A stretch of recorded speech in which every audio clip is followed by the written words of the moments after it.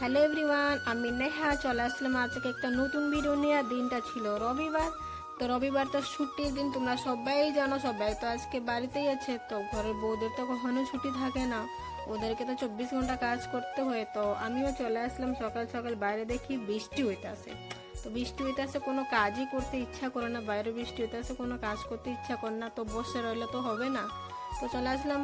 অনেকদিন ধরে ফ্যানটা পরিষ্কার করেছিলাম না, মানে অনেক নোংরা হয়েছিল। তোমরাই দেখতে পাচ্ছ কি অনেক নোংরা হয়েছিল। তো আমি চেষ্টা করলাম পরিষ্কার করার জন্য, আর পারলাম না, আমার হাতটা পাচ্ছিল না। হাইট শট আর কি করব ভাই বলো তো। তো তাই জন্য তোমাদের দাদাভাইকে বললাম একটু ফ্যানটা পরিষ্কার করে দাও। তোমাদের দাদাভাই ফ্যানটা পরিষ্কার করে নিল। তো আমিও চলে আসলাম জানলাগুলি পরিষ্কার করার জন্য। খাটের বারটা সবটি পরিষ্কার আমি করে নিলাম। তারপর চলে আসলাম, মানে গদিটা বিছিয়ে নিয়েছি। তারপরে ঝাড়ু ফাড়ু ঘরটার ভালো করে ঝাড়ু দিয়ে তো চলে আসলাম বেডটা ঠিক করার জন্য। আমি কিন্তু বেডের দুইটাই বেডশিট কভার মানে পাতিয়ে থাকি। আমার কাছে ভালো লাগে না, জানি না কেন ভালো লাগে না আমার কাছে। আমি দুইটা মানে পাতিয়ে থাকি, আমার এটাই ভালো লাগে। তো দেখো সুন্দর করে বেডশিটটা আমি পাকিয়ে নিয়েছি। কেমন লাগছে আমার বেডশিটটা একটু বলো। আমার কিন্তু খুবই মানে পছন্দের একটা বেডশিট দিয়ে তুমি বলতে পারো। খুবই পছন্দের বেডশিটটা বলে সুন্দর করে দেখো পাতিয়ে নিয়েছি বেডশিটটা আমি।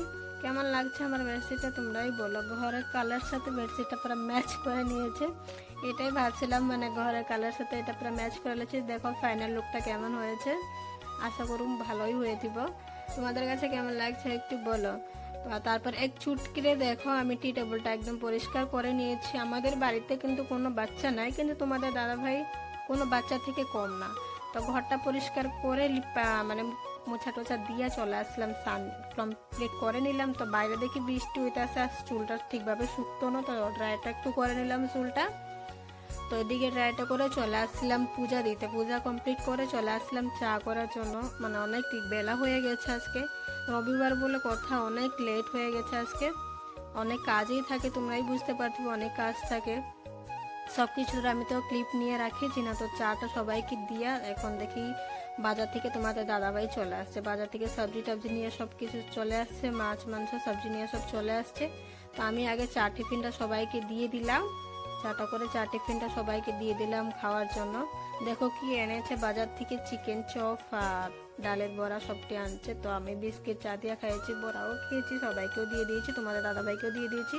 এদিকে দেখি মা মাংসটা ধুয়ে নিয়েছে। তো আমি এদিকে ভাতটাও বয়ে দিয়েছি। তো এখন মশলা, মাংসের জন্য মশলাটা আমি মানে গ্রাইন্ডিং করে নিব।